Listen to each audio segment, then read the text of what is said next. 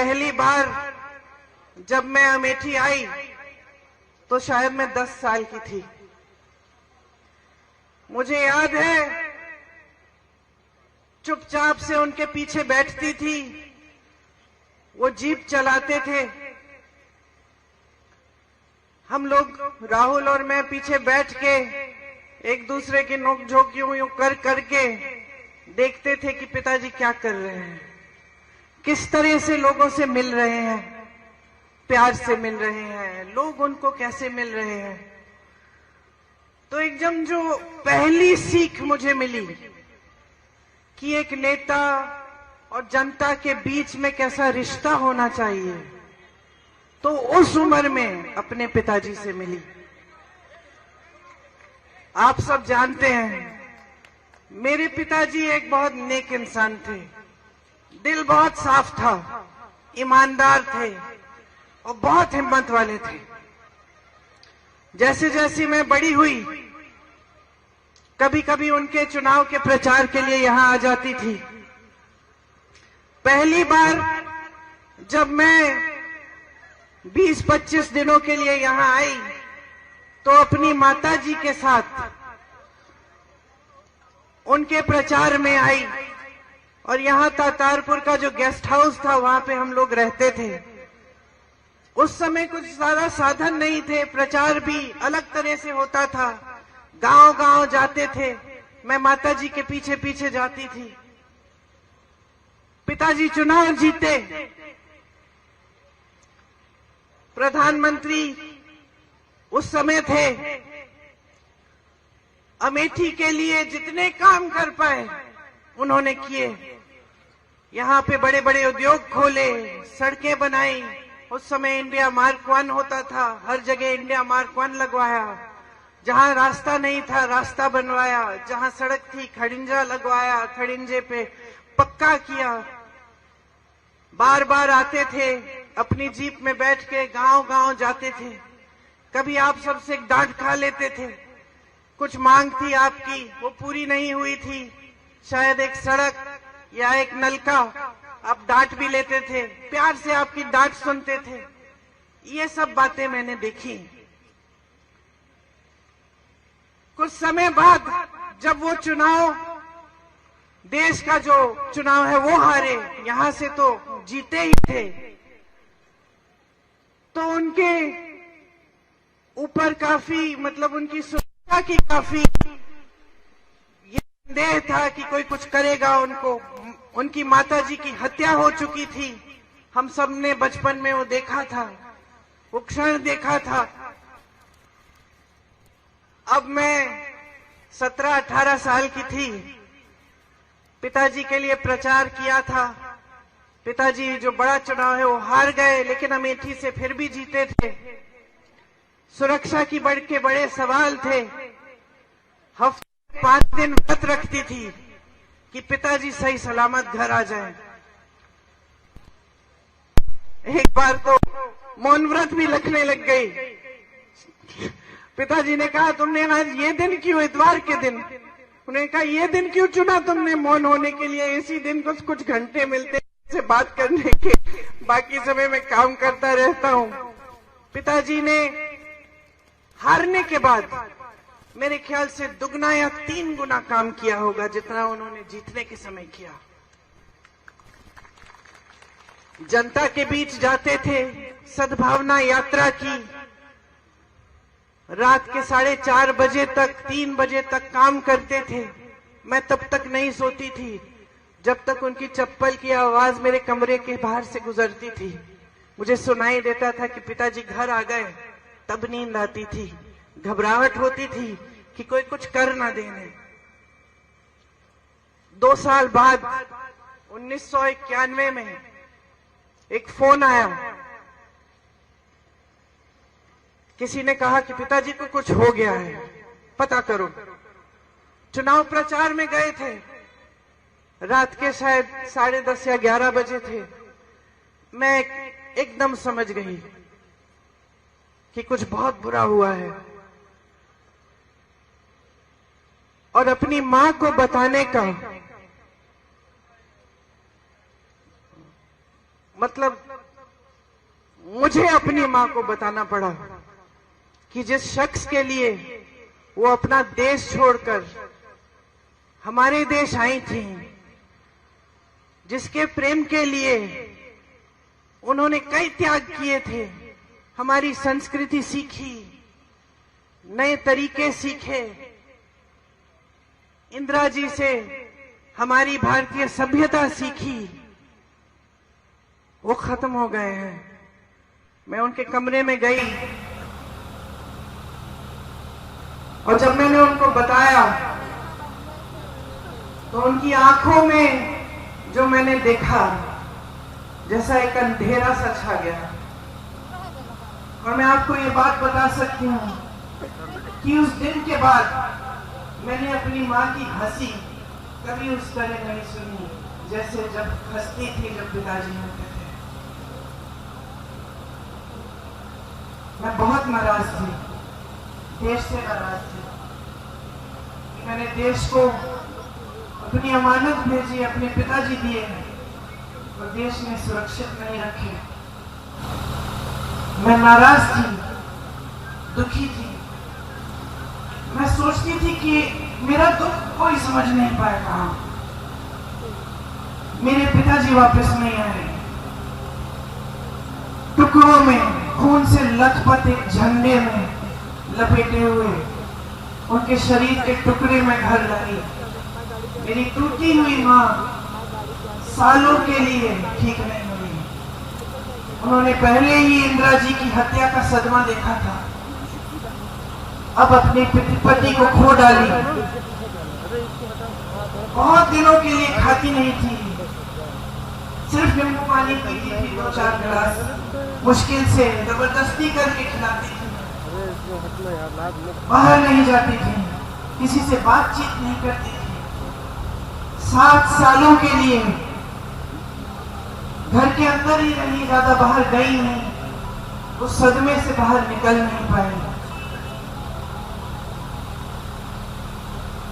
7 सालों बाद उनको लगा कि कांग्रेस पार्टी संकट में है। उस समय ऐसा लग रहा था कि एक और बार चुनाव आ रहा है, भाजपा उभर सकती है, कांग्रेस पार्टी टूटने वाली थी। तमाम नेता आ रहे थे उनके पास कि राजनीति में आइए, राजनीति में आइए। उनकी बेटी थी, बहुत कष्ट देखा था उनका।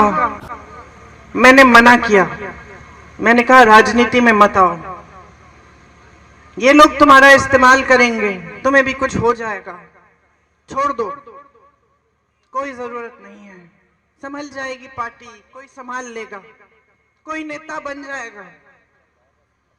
मां ने बात नहीं सुनी। मुझे कहा कि ये जो चित्र है तुम्हारे पिता का, जो मेरे कमरे में दीवार पे लटका है, इसको मैं नहीं देख पाऊंगी। अगर आज मैं मुंह मोड़ लूंगी, पार्टी के लिए आगे नहीं बढ़ूंगी, तो मैं इनको क्या जवाब दूंगी, मैं अपने आप को क्या जवाब दूंगी। तो आगे आई तो ये स्पष्ट था कि पहला चुनाव उन्हें अमेठी से ही लड़ना था। ये पिताजी की कर्म भूमि थी।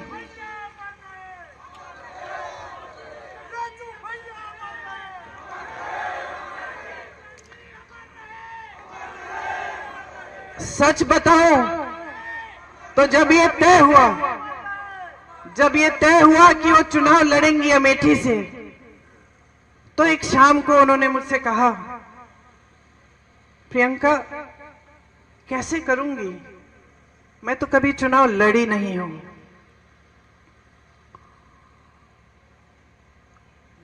पलक नहीं झपकाई मैंने कहा मां, ये चुनाव मैं आपको लड़के दूंगी, आप आओ मत अमेठी, मैं अमेठी को संभालूंगी।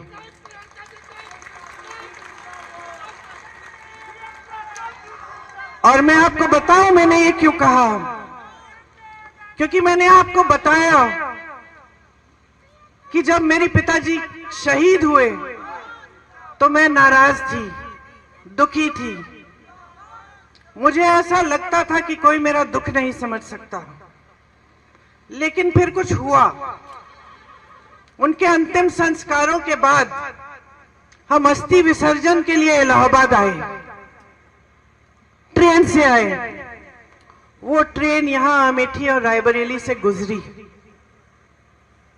मैं बहुत दुखी थी, ट्रेन में बैठी थी, रात हो गई थी। ट्रेन यहां के स्टेशन पे रुकी। मुझे आज तक वो क्षण याद है। मैंने खिड़की से बाहर देखा और मैंने देखा कि ये तो बहुत लोग मेरी तरह रो रहे हैं, फूट फूट के रो रहे हैं। तो मुझे यह एहसास हुआ कि जो दुख मुझे महसूस हो रहा है वो तो यहाँ की जनता को भी महसूस हो रहा है। यहाँ के जो कार्यकर्ता थे, जो सारे इंतजार कर रहे थे बीच रात में कि राजीव जी को एक अंतिम बार देखेंगे, उनकी अस्थियों को देखेंगे, श्रद्धांजलि देंगे, उन सब के दिलों में वही दुख था जो मेरे दिल में था। आपने मेरे दुख के पल में आपने मेरा साथ दिया। मैं समझी कि मैं अकेली नहीं हूं इस दुनिया में, कि सिर्फ मुझे दुख नहीं हो रहा है, मेरे परिवार को दुख नहीं हो रहा है, सिर्फ मेरी मां टूटी नहीं है, मेरे भाई नहीं टूटे हैं, लेकिन अमेठी की जनता मेरे साथ रो रही है, क्योंकि उनका भी भाई, उनका बेटा चले गया। इसीलिए जब मां ने कहा कि अमेठी से चुनाव लड़ेंगी, तो बगैर हिचकिचाए मैंने कहा मैं लड़वाऊंगी, क्योंकि मैं जानती थी कि जब मैं यहां चुनाव लड़वाने आऊंगी तो मैं अपने परिवार के बीच आऊंगी।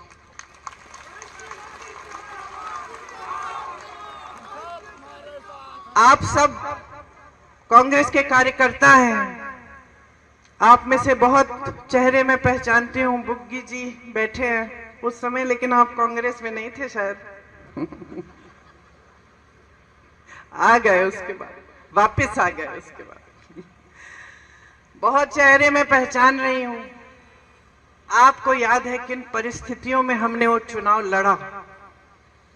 मैं आई, आज मेरा बेटा 24 साल का है, उस समय मैं शायद 28 साल की थी। उसको देखती हूँ और कभी कभी यकीन नहीं आता कि उसी की लगभग उसी की उम्र में मैं पहला चुनाव लड़ने के लिए यहाँ पहुंची। उस समय कैप्टन शर्मा सांसद थे। उन्होंने मुझे कहा, ये लो प्रियंका, मैं तुम्हें एक हीरा दे रहा हूं। और उनके साथ किशोरीलाल शर्मा खड़े थे। उन्होंने मुझे ये शब्द कहे, याद रखना ये आदमी वफादार रहेगा, और याद रखना जैसे ये काम करके दिखाएगा तुम्हें बहुत कम लोग मिलेंगे।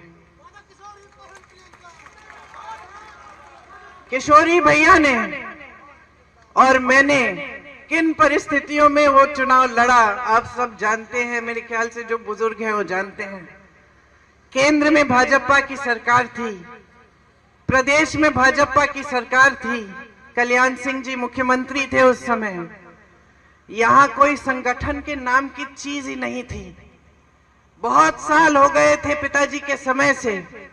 लोग थे, कार्यकर्ता थे, जो उनसे जिनका लगाव था पिताजी के साथ, जिन्होंने काम किया था उनके साथ, लेकिन संगठन नहीं बना था। रात रात को हम संगठन बनाते थे। ब्लॉक की कमेटियां, ब्लॉक के अध्यक्ष चुनते थे, साथ में बैठकर सबसे पूछ के कि किसको अध्यक्ष बनना चाहिए। और दिन में हम दौरा करते थे, पूरा दिन काम करते थे, पूरी रात काम करते थे।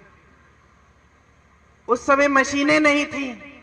ये बात होती थी कि कोई बक्से चुरा लेगा, वो सब इंतजाम करना था। बड़ा चुनाव था, सम्मान की बात थी, लेकिन हम पूरी जीत जान से लड़े। और आज भी जो हमारे साथ वो लड़ाई लड़े, जो यहाँ पे मेरे साथी बैठे हुए हैं, आपको याद होगा कि भीषण परिस्थितियों में लड़े, 3 लाख वोटों से जिता के लाए सोनिया जी को। रात रात तक काम किया, आंसू बहाए, कभी कभी हंसे, पीछे नहीं हटे काम करने से। एक सेना बनकर एक साथ लड़े और तब से एक नया सिलसिला हमने कायम किया। सोनिया जी के समय में जब मैं अमेठी का देखभाल करती थी तो मैंने बहुत चीजें समझी जो बचपन में समझनी मुश्किल थी। उस समय गर्मियों में आग लग जाती थी गांव में, हम लोग जाते थे किट देने के लिए। मुझे याद है एक गांव में एक आदमी, एक किसान आया मेरे पास, यूं करके उसके हाथ, उसकी धोती में उसने कुछ बांधा हुआ था। जब मेरे पास आया उसने ऐसे मुट्ठी खोली, मुझे दिखाया। 500 रुपए के नोट थे, अध जले हुए, उसकी राख भी उसके हाथ में थे। उसने मुझे कहा कि मैंने अपनी बेटी की शादी के लिए रखे थे, सब जल गया, सब खत्म हो गया। मैंने गरीबों का दर्द समझा, किसानों का दर्द समझा। मैंने अपनी बहनों को समझा जब मैं उनके बीच में घूमी और मैंने देखा कि किस तरह के संघर्ष कर रही हैं, किस तरह अपने बच्चों की परवरिश कर रही हैं। मेरी प्यारी बहन यहाँ खड़ी है, तुम्हारी कहानी याद है मुझे। तुमने पढ़ाई नहीं की थी, 8वीं तक शायद पढ़ाई की थी। तुम्हारी इच्छा थी कि तुम्हारी बच्ची बड़ी होकर पढ़ाई कराओगी अपनी बच्ची को, लेकिन तुम्हारे ससुर जी नहीं माने। सही है, ससुर जी नहीं माने तो चुपचाप से, सुनिए, चुपचाप से घर पे फॉल सिलने का काम किया। और जब कोई देख नहीं रहा था तो जाके वो फॉल दुकान में ले जाती थी और वो उससे थोड़ी सी कमाई कर लेती थी, किसी को बताया नहीं। जब परिवार ने कहा कि बेटी को नहीं पढ़ा सकते, रो मत, बहुत हिम्मत वाली हो, बहुत हिम्मत वाली हो। तुम्हारी हिम्मत ने मुझे हिम्मत दी है।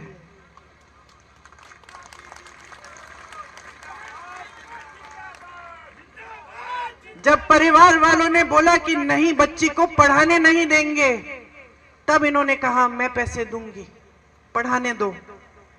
आज बच्ची क्या कर रही है? बीए पास है ना? देखो इनका संघर्ष क्या था। इधर आ जाओ, मंच पे आ जाओ।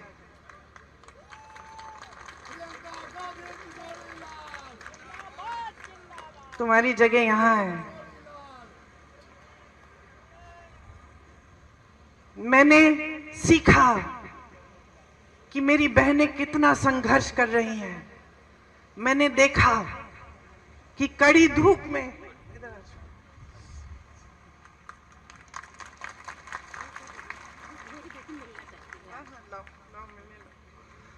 मैंने देखा कि कड़ी धूप में यहाँ का किसान कितनी मेहनत कर रहा है, हर संघर्ष का सामना कर रहा है, कमाने की कोशिश कर रहा है।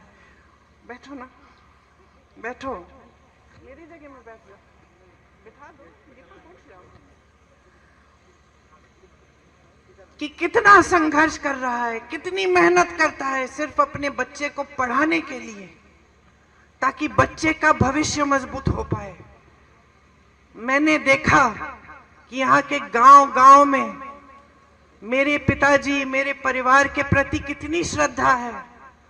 रात रात तक हम यहाँ के रास्तों से गुजरते थे तो लालटेन लेकर बुजुर्ग लोग हमारा इंतजार करते थे। कभी कभी मेरा चेहरा देख के रो पड़ते थे कि राजीव भैया की बिटिया आई है। मैं समझी कि जनता की श्रद्धा का क्या मतलब होता है, कि उसका आदर करना चाहिए। मैंने देखा कि किस तरह से मेरी माताजी जब आई कैंप में जाकर बच्चों की आंखों में बूंद डालती थी, दवाई डालती थी, तो किस तरह से उनकी माताएं खुश होती थी। बेवाओं को देखा जब हम लोग कैंप लगाते थे, कितनी गरीबी में रहते थे, और हम पेंशन देते थे, उस समय पेंशन मिलता था, बेवा पेंशन कहते थे उसको।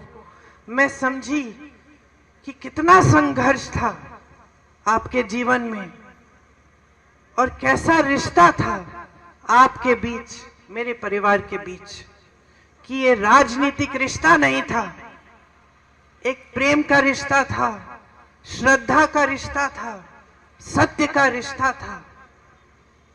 फिर भाई यहां आए, उनका भी चुनाव लड़वाया, सांसद बने, आपके लिए खूब काम किए, जहां जहां विकास ला पाए विकास लाए। लेकिन उसके बाद पूरे देश में एक नई तरह की राजनीति आई, एक राजनीति जो शायद हम जैसे लोग शुरू में समझ नहीं पाए, क्योंकि हमारी सभ्यता ही अलग थी, हमारी समझ ही अलग थी।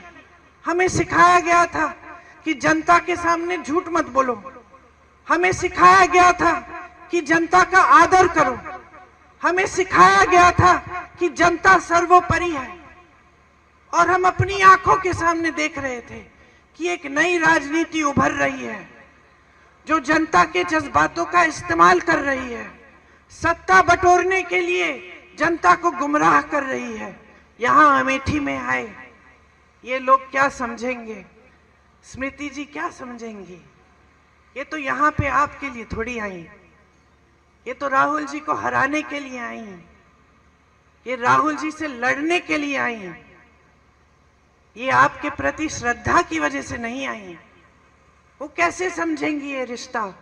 इन्होंने झूठ फैलाए कि हम आपकी जमीन हड़पने आए थे, कि जिन महिलाओं के जिस समूह में आप थी, आपको याद है जो परियोजना थी, कि वो परियोजना ही हमने इसलिए बनाई कि हम आपकी जमीन हड़पना चाह रहे थे, कि हम लूट रहे थे आपको, कि हमने कुछ नहीं किया आपके लिए, कि हमारे दिल में सिर्फ परिवारवाद की भावनाएं थी, सिर्फ सत्ता चाहते थे हम, हमारे दिल में आपके लिए कोई भावना नहीं थी। और कुछ ऐसा हुआ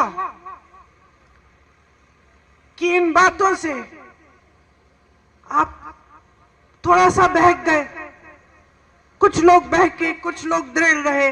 जो भी हुआ, राहुल जी वो चुनाव हारे, और एक पुराना रिश्ता जो आपके बीच, हमारे परिवार के बीच था, वो थोड़े समय के लिए थम गया, लेकिन टूटा नहीं, क्योंकि वो रिश्ता कभी टूट नहीं सकता है। थोड़े ही समय में कोविड आया, कोरोना आया। मुझे याद है, मैं उत्तर प्रदेश की प्रभारी थी, मैं और मेरे साथी 16-16 घंटे फोन पे रहते थे। हमने एक हेल्पलाइन खोली थी उत्तर प्रदेश के लोगों के लिए, कि कहीं संकट है, कहीं फंसे हो, लॉकडाउन हो गया था अचानक, मोदी जी की सरकार ने कोई साधन नहीं दिया था, अचानक कोई सारी ट्रेनें बंद हो गई थी, बसें बंद हो गई थी, लोग अलग अलग जगह जो यहाँ पलायन करके गए थे, यूपी से फंस गए थे। हमने हेल्पलाइन खोली, 16-16 घंटे हम उस हेल्पलाइन के नंबर देखते थे, जवाब देते थे, बात करते थे। मैंने कहा हुआ था अपने साथियों को कि अगर अमेठी रायबरेली का कोई फोन आता है तो मेरा नंबर देना, और मैं कभी नहीं भूलूंगी। एक फोन आया, मैंने उठाया, एक लड़का था, गुजरात में था। उसने कहा आपने हेल्पलाइन का नंबर जारी किया है?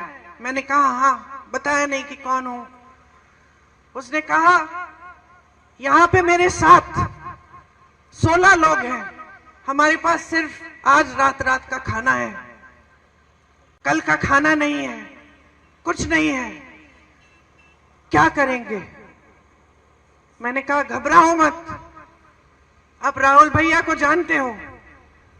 तो उसने कहा राहुल भैया कौन? मैंने कहा राहुल गांधी। उसने हाँ जानता हूं। मैंने कहा मैं उसकी बहन हूं, फिक्र मत करो, मैं किसी को तुम्हारे पास भेजूंगी।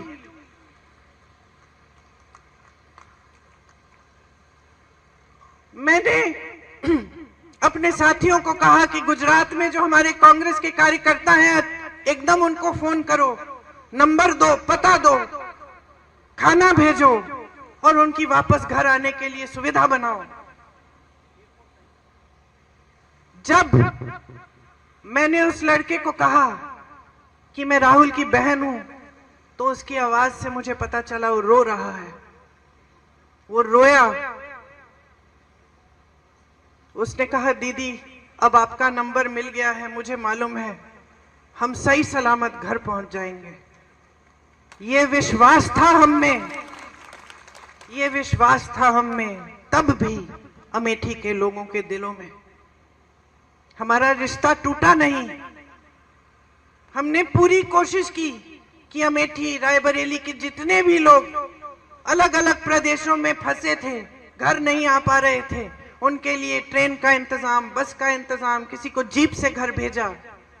इसलिए नहीं भेजा क्योंकि हम इसका कोई राजनीतिक फायदा उठाने वाले थे। हमने इसलिए भेजा क्योंकि हमारी ड्यूटी थी, हमारा दायित्व था कि उनको घर सही सलामत पहुंचाएं। वो हमारे परिवार के सदस्य समान थे। ये है हमारा रिश्ता। हाँ भाई, मुझे मालूम है उसका नाम क्या था। मैं जानबूझ के नाम नहीं ले रही हूं। देखिए, ये जो रिश्ता है हमारे और आपके बीच में, पाक है ये रिश्ता। सेवा का रिश्ता है और शहादत का रिश्ता है, प्रेम का रिश्ता है और खून का रिश्ता है। ये कभी नहीं टूटेगा। यहां आपका कोई भी सांसद बने, यहां कोई भी किसी भी तरह की राजनीति करे, हमारे बारे में आपको 2000 झूठ बोल के चले जाए, आप उन झूठों का विश्वास भी कर लो, ये रिश्ता फिर भी नहीं टूटेगा।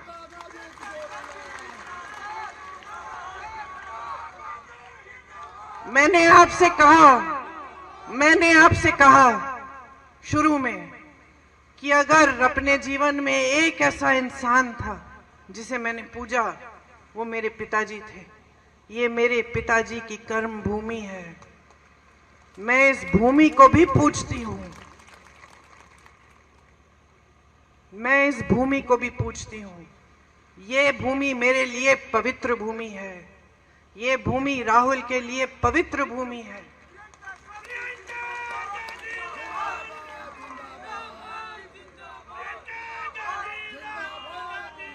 मैं आपको एक और बात बताती हूं कि मैं जानती हूं किशोरी लाल शर्मा को, मेरे ख्याल से अब कितने सालों से, उतने 40 सालों से। और मैं आपको एक बात बता सकती हूं, ये भूमि किशोरी लाल शर्मा के लिए भी पवित्र भूमि है। आज अगर हमने इन्हें आपका प्रत्याशी बनाया है तो पूरी समझ और पूरे विवेक से ये फैसला लिया है।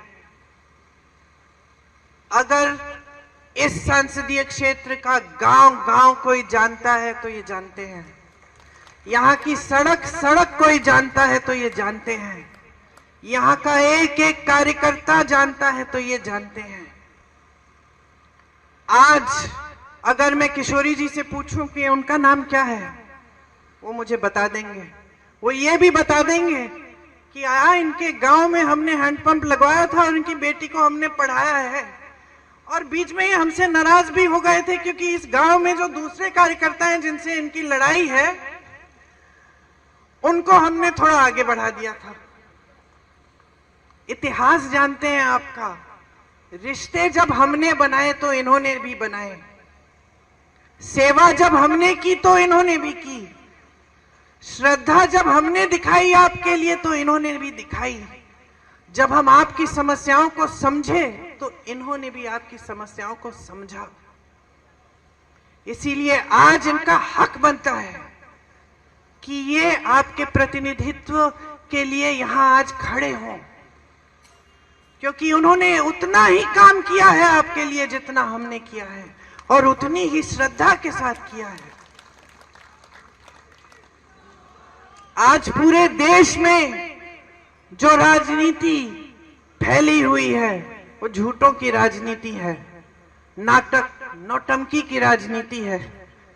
प्रधानमंत्री जैसे बड़े नेता चुनावी मंच पर आकर इतनी हिम्मत नहीं कर सकते कि आपको बता दें कि 10 सालों में उन्होंने कितने रोजगार बनाए, महंगाई को कितना कम किया और क्यों और कैसे। आपके सामने आकर इतनी हिम्मत नहीं है कि आपको बताएं कि कितनी संस्थाएं खोली हैं, कितने बड़े बड़े उद्योग खोले हैं, क्या नया किया है इस देश के लिए 10 सालों की सत्ता को लेकर। प्रधानमंत्री आपके सामने आते हैं, एक ही रट लगा रखी है कि 70 सालों में कांग्रेस ने कुछ नहीं किया, एक परिवार के खिलाफ दिन रात बोलते रहते हैं। इंदिरा गांधी जैसी शख्सियत को जो शहीद हुई इस देश के लिए, जिन्होंने पाकिस्तान को तोड़कर बांग्लादेश बनाया, उनको देशद्रोही कहते हैं। राजीव गांधी जैसे देशभक्त को देशद्रोही कहते हैं। कहते हैं कि राजीव गांधी ने अपनी मां की विरासत को टैक्स न भरने के लिए कानून बदल डाला। वो कभी नहीं समझ पाएंगे। राजीव गांधी ने अपनी मां से धन दौलत नहीं ली विरासत में। विरासत में उनको इस देश के लिए मर मिटने का जज्बा मिला, शहादत मिली, यही उनकी विरासत थी। लेकिन जो लोग सिर्फ सत्ता का मोह लिए घूमते हैं, सिर्फ अपने लिए सत्ता चाहते हैं, ये समझ नहीं पाते हैं कि सत्ता जनता ने दी है, जनता के प्रति दिल में कोई श्रद्धा नहीं है, वो लोग इस बात को समझ नहीं सकते। वो लोग आज आपकी सच्चाई को भी नहीं समझ सकते, कट चुके हैं आपसे। प्रधानमंत्री जी मंच पे खड़े होकर कैसी कैसी बातें करते हैं कि कांग्रेस पार्टी एक्सरे की मशीन लेकर आपके घरों में आकर आपके गहने चुराएगी, आपका मंगलसूत्र ढूंढ निकालेगी और उसको चुरा लेगी, और आपकी संपत्ति किसी एक कौम को दे देगी, और आपके पास 2 भैंसे हैं तो एक भैंस भी चुरा लेंगे। ये ऐसी बातें प्रधानमंत्री जी कर रहे हैं। पद की गरिमा क्या है? पद क्या है? देश के प्रति जिम्मेदारी क्या है? देश क्या सोचेगा? आज देश जवाब मांग रहा है। देश कह रहा है कि हमें ये नाटक नौटंकी नहीं चाहिए। हमने बहुत चुनाव लड़ने दिए हैं आपको धर्म के आधार पर, बहुत हिंदू मुस्लिम कर लिया है आपने। इस चुनाव को हम लड़ेंगे और हम अपने मुद्दों पे लड़ेंगे। आज जनता कह रही है, मेरी समस्याओं को सुनो, पहचानो। महंगाई से जूझ रहा हूं, तड़प रहा हूं, अपने बच्चे को पढ़ा नहीं पा रहा हूं, कोई बीमार पड़ता है परिवार में उसका इलाज नहीं कर पा रहा हूं, मेरी खेती के सामान नहीं मिल रहे हैं, खेती से कमाई नहीं हो रही है, मेरा बच्चा पढ़ा लिखा है, मैंने शिक्षित किया उसको मेहनत करके, लेकिन बेरोजगार है। आज जनता कह रही है मेरी आवाज सुनो। आज जनता कह रही है कि बहुत हो गया है, हमें वो पुरानी राजनीति वापस चाहिए। हमें वो राजनीति चाहिए जिसमें देश का प्रधानमंत्री हमारे गांव में आता था और हम उसको डांटते थे। हम कहते थे कि हमारे बिजली का खंभा लगा दिया आपने, लेकिन तार नहीं लगाया, तार लगवाइए। प्यार देंगे आपको लेकिन वोट नहीं देंगे जब तक आप हमारा तार भी नहीं लगाएंगे। हमें वो राजनीति वापस चाहिए। आज जनता कह रही है कि हमें सच्चाई सत्य की राजनीति चाहिए, झूठे नेता नहीं चाहिए। हमें वो नेता चाहिए जो सच बोलने की हिम्मत करे हमारे सामने। जनता कह रही है कि हम ऊब चुके हैं। ये धर्म के नाम पर, जाति के नाम पर बहुत गुमराह किया है आपने हमको। अब हमारे सामने आओगे तो हमारी बात करो, हमारे मुद्दों की बात करो। चुनाव लड़ोगे तो हमारे मुद्दों पे लड़ो। हमें बताओ हमारे लिए कौन सी स्कीम लाए हो, हमारे बच्चों के रोजगार कैसे दिलवाओगे, हमारा गांव विकसित कैसे करोगे। 10 साल पहले इन्होंने कहा था सबका साथ सबका विकास, आज कह रहे हैं विकसित भारत। 10 सालों में किसका विकास किया? अपने बड़े बड़े खरबपति मित्रों का। जनता देख रही है, समझ रही है आज कि सारी संपत्ति इस देश की जो जनता की संपत्ति है वो इन्होंने अपने बड़े बड़े खरबपति मित्रों को दे दी है। देश का कोयला, देश की बिजली, देश के सारे खदान, देश के हवाई अड्डे, देश के बंदरगाह सारे दे दिए हैं अपने बड़े बड़े खरबपति मित्रों को। उनके कर्ज माफ हो रहे हैं लाखों करोड़ के। देश का किसान, उत्तर प्रदेश का किसान 1 लाख रुपए के लिए कर्ज लेता है, अपनी बेटी की शादी करने के लिए कर्ज नहीं दे पाता है और आत्महत्या करता है।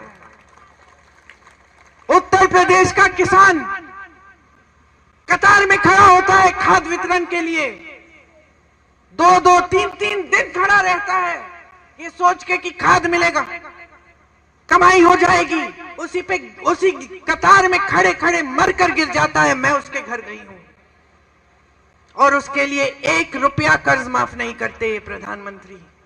कभी इनको देखा है राजीव जी की तरह, इंदिरा जी की तरह, सोनिया जी की तरह, राहुल जी की तरह आपके घरों में जाते हुए? कभी झुक के किसी दरवाजे के अंदर घुसे हैं, किसी झोपड़ी में? कभी पूछा है किसी किसान से कि किस तरह से कमा रहे हो तुम? पूरे दिन बाहर खेती में काम करते हो, रात को पहरेदारी कर रहे हो, हमारा पशु तुम्हारा खेत चल रहे हैं, कैसे करते हो? सोते कब हो? अपना देखभाल कैसे करते हो? कभी पूछा है इस प्रधानमंत्री ने? कभी नहीं। आप अमेठी के वासी हो, आपके सांसद प्रधानमंत्री थे, झुक के आपके पास आते थे।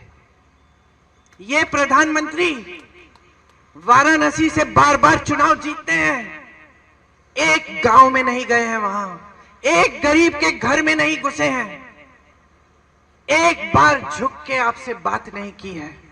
बड़े बड़े मंचों पे दिखते हैं, सारी फोटो खींचते हैं, पिक्चर बनाते हैं, सफेद कुर्ता पहनते हैं, उस पे एक धूल का दाग नहीं दिखता, एक बाल इधर उधर नहीं होता। क्या समझेंगे आपके जीवन के बारे में? क्या समझेंगे आपके संघर्षों के बारे में? कट चुके हैं पूरी तरह। लोग डरते हैं उनसे, उनके सलाहकार डरते हैं, अधिकारी डरते हैं। कौन बताएगा कि आज देश में क्या हालात हैं? उनको तो दिखेगा नहीं, वो तो सोने के महलों में रहते हैं, झूठों से घिरे हुए। क्या क्या बहकी बहकी बातें कर रहे हैं, लोग हंस रहे हैं, उनको ये भी पता नहीं चल रहा है आज की लोग उनकी बातों पे हंस रहे हैं। तो आप कांग्रेस के कार्यकर्ता हैं, हमेशा अपने निष्ठा से काम किया है। अमेठी के कार्यकर्ता हैं, भीषण परिस्थितियों में चुनाव लड़े हैं, डट के लड़े हैं, हिम्मत से लड़े हैं, कभी पीछे नहीं हटे हैं। आप लड़ोगे ये चुनाव, आप ऐसे लड़ो जैसे अपना चुनाव है, जनता का चुनाव है। उनको धन बल से लड़ने दो, हम जनता के बल से लड़ेंगे। उनके पास सारे साधन हैं। मत भूलो कि जब भगवान राम रावण से लड़े थे तो भगवान राम के पास सत्ता नहीं थी, रथ नहीं था, सोना नहीं था। भगवान राम वनवास में थे, लेकिन उन्होंने हिम्मत बनाई, गए लड़े रावण से। उनके दिल में सिर्फ सत्य था। आज ये सत्य की लड़ाई है, ये लोकतंत्र की लड़ाई है, ये संविधान की लड़ाई है, ये इस देश की लड़ाई है, इस देश की जनता की लड़ाई है।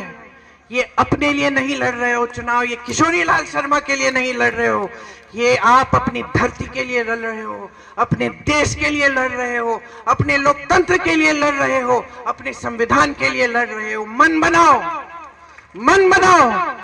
जिस दिन मन बनाओगे तो कोई नहीं हरा पाएगा।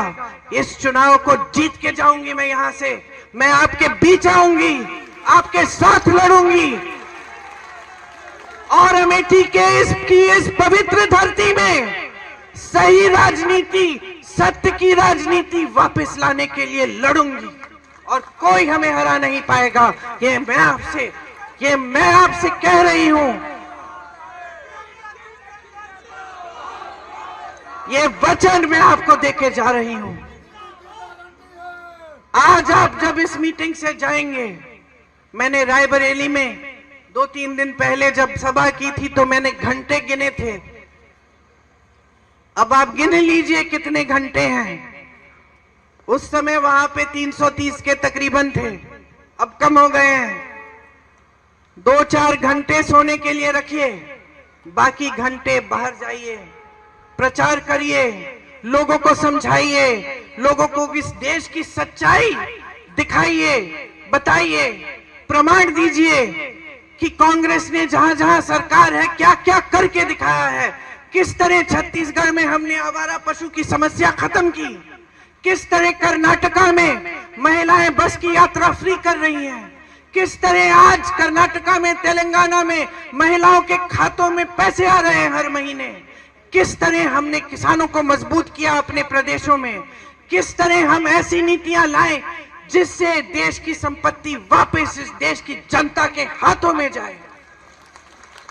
बताइए, समझाइए, सच्चाई दिखाइए, जनता को कहिए कि जनता जो जी रही है वही सच्चाई है, उस आधार पर वोट दे। तरक्की नहीं आई है आपके जीवन में, 10 साल बीत गए हैं, मोदी जी के झूठ सामने आ गए हैं, हराइए इनको, बदलाव लाइए, एक नई सरकार लाइए, एक नई राजनीति जो पहले पुराने असूलों पर आधारित है वो लाइए इस देश में। मैं आपसे पूरी उम्मीद रखती हूं कि एक सेना की तरह आप ये चुनाव लड़ेंगे, ये चुनाव जीतेंगे और यहां अमेठी से इस पूरे देश में ये संदेश देंगे कि बहुत हो गया है, हमें सच्चाई की राजनीति वापस चाहिए। आपने बहुत ध्यान से मेरी बातों को सुना, मैंने दिल की बात बोली, आपके सामने अपनी सच्चाई रखी। मैं आपकी आभारी हूं कि हर संकट में आपने साथ दिया, मेरे आंसू आपने पोंछे, मेरे साथ आप लड़े, आपने हमेशा हमें आदर दिया, सम्मान दिया। मेरा परिवार जो है इस देश में वो आपकी वजह से है। आपको धन्यवाद देती हूं। एक बार मेरे साथ जोर से बोलिए, जय हिंद। एक और बार जय हिंद और एक बार राजीव जी के नाम जय हिंद। धन्यवाद।